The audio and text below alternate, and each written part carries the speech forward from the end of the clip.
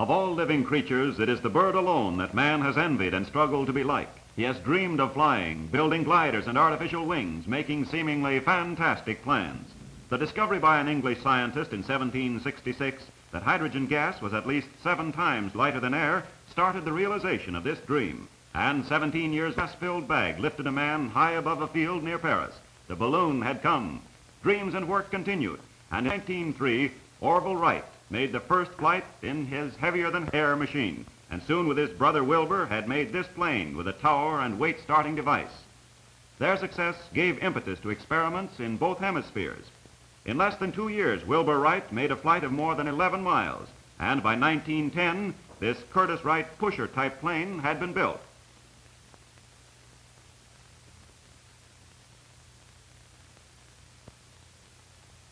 At Martigues, France, Henri Fabre, with a plane mounted on 3 pontoons, was the first to succeed in taking off from the water. In 1912, Henry Farman built this plane for the British, known irreverently as the Flying Bathtub, and believed to be the world's first Army bomber. It still carried the propeller well back between fuselage and tail.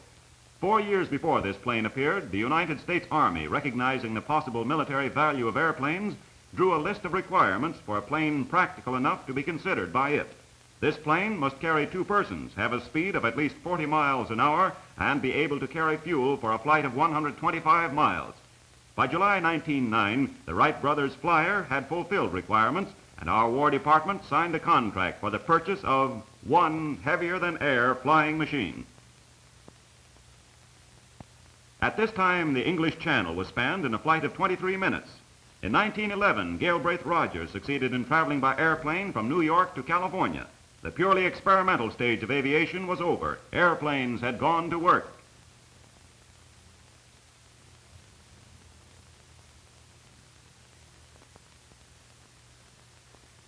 Then, in 1914, the heavy clouds of war gathered over Europe, and for 4 years there was room in the skies only for warbirds. But aviation was given an impetus it had never had before. Developments were rapid. T.O.M. Sopwith, a British designer, developed this grandfather of all pursuit planes with amazing ability to climb. But it also had the unfortunate characteristic of shedding its wings, particularly if forced to lose altitude quickly. During 1917 and 1918, the famed Red Knight of Germany, Erich von Richthofen, flew many hours in a German triplane, never in combat, but in observation. He could gain altitude quickly and watch battles below out of danger of the enemy.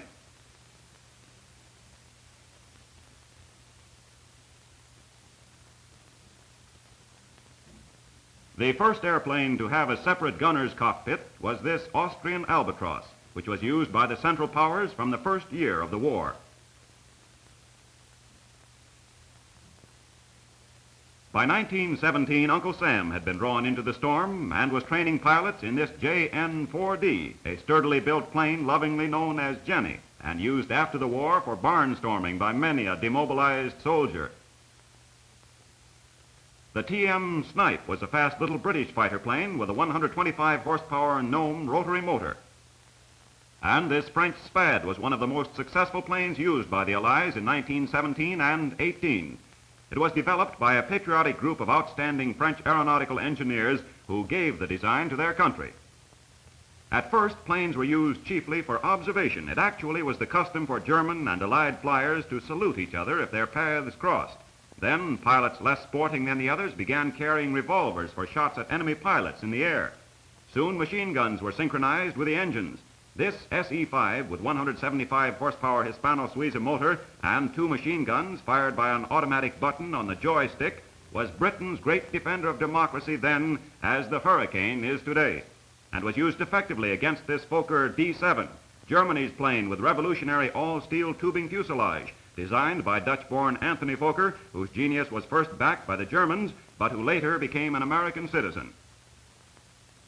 With the first transatlantic flight made in this Douglas NC-4, our Navy demonstrated to an amazed world the strides aviation had continued to make after the return of peace. The ship left Rockaway, New York, May 16, 1919, going to Newfoundland and from there to the Azores, making the 1,380-mile ocean hop in 15 hours, 13 minutes. It then continued to Lisbon, Portugal, and from there to Plymouth, England. The ship was powered by 3 Tractor Liberty engines and a pusher. The first commercial use of the Liberty motor, the great ally of our aviators in the First World War, was in this Douglas mail plane. But war was not forgotten by builders of airplanes who by 1930 had produced this Keystone, long-range, heavy-lifting bomber, harbinger of the new and fiercer breeds of warbirds so soon to fill our skies. Successful experiments to increase the range of military planes by refueling in flight had been made by our Army, and as a result, endurance records were made, broken, and remade, planes remaining in the air for hundreds of hours. An interesting development of this era was the autogyro, invented by Juan de la Cierva of Spain, employing horizontal rotary airfoils and capable of almost vertical landing, demonstrated by an aviator who landed in his father's potato patch, winning fame for his plane, but parental wrath for himself. It was hailed as the commuter's airplane because of the small landing space required, but it was unable to cope with conventional types of speed, and interest in it soon waned. Development of the balloon paralleled that of the airplane, and the dirigible, or balloon that could be steered, reached its peak in such beautiful ships as the Macon. Count Zeppelin of Germany was their great designer, and his ships crossed the ocean many times. These large ships are now extinct, prey to their own size. But smaller, non-rigid blimps are proving their value in convoy duty. And let us not forget their cousin, the barrage balloon, great protector of London from air raids.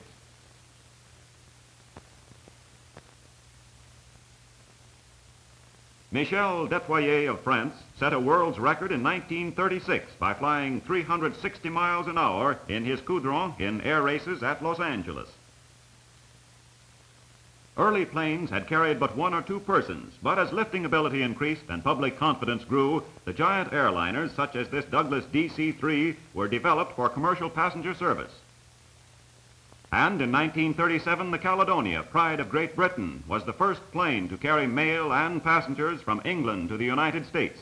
Safety, smoothness, comfort were the words that characterized these new planes built for the traveling public. But designs for luxury airliners for hurried businessmen and impatient vacationers were soon pushed from the drawing boards of aeronautical draftsmen, for again warbirds swarmed in stormy skies. One of the bravest of these is this Lockheed P-38, a highly maneuverable two-fisted fighter with a top speed of more than 400 miles an hour. It is armed with 50 caliber machine guns and is excellent for observation work.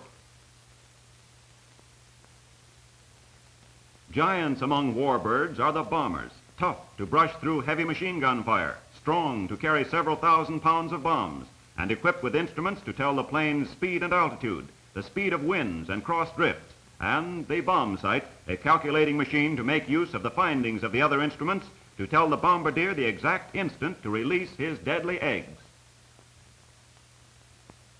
This British Fairey Battle is a heavy-duty general-purpose plane.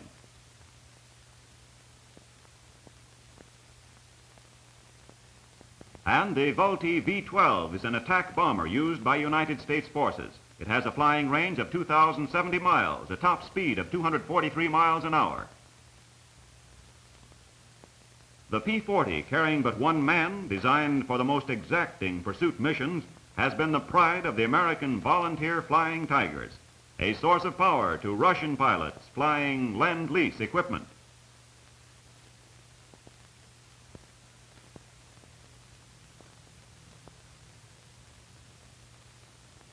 Though wars are life and death struggles between nations, manufacturing the airplanes with which they are fought has long been an international business, producing articles of commerce entering regular channels of trade with spices, hats, and gowns, designs as well as planes being sold.